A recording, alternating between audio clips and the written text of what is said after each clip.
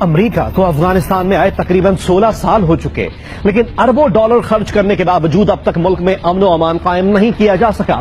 Centre for strategic and international studies کے اعداد و شمار کے مطابق سن 2001 سے اب تک امریکہ افغانستان میں تقریباً 841 ارب ڈالر خرچ کر چکا ہے، جس میں 110 ارب ڈالر مالی امداد کی مد میں دیے گئے۔ ان میں افغان فورسز کی تعمیر نو،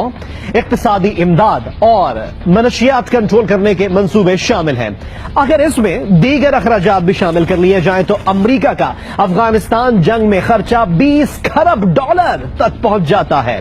اس عرصے میں امریکی افواج کی افغانستان میں موجودگی کو دیکھا جائے تو 2001 میں 1300 امریکی فوجی افغانستان میں اترے، جس کے بعد اگست 2010 میں یہ تعداد 1 لاکھ تک پہنچ گئی اور اب بھی 8000 سے زائد فوجی افغانستان میں موجود ہیں۔ لیکن افغانستان سے اب تک نہ تو شدت پسندوں کی پناہ گاہوں کا خاتمہ ہوا، نہ ہی کرپشن ختم ہوئی اور نہ ہی اقتصادی طور پر کوئی بہتری آ سکی ہے، جبکہ دہشت گردی کی وارداتوں میں بھی مستقل اضافہ ہی دیکھا جا رہا ہے۔ لانگ وارڈ جرنل اور دیگر اداروں کی خبروں کے مطابق افغانستان حکومت کے ریٹ تمام تر سپورٹ کے باوجود صرف 60% رقبے پر قائم ہے اور افغانستان کے 34 میں سے 16 صوبے ایسے ہیں جہاں افغان طالبان کا کہیں مکمل تو کہیں جزوی کنٹرول ہے، جبکہ کہیں ان کا صرف اثر و رسوخ موجود ہے۔ ناکامیوں کی فہرست یہیں رکی نہیں۔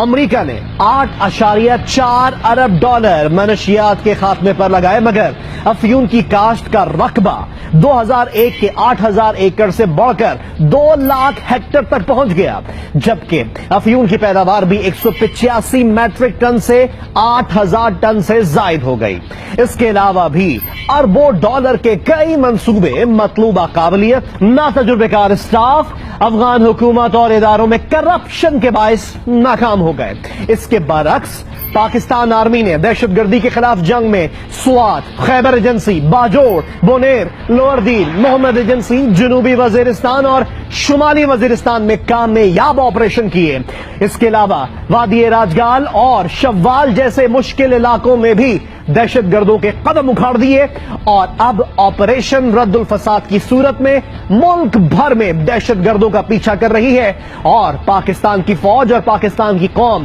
یہ جنگ اپنا خون بہا کر جیت رہی ہے، نہ کہ پیسہ بہا کر، اور یقیناً اب اس بات کا معترف پوری دنیا کو ہونا ہوگا۔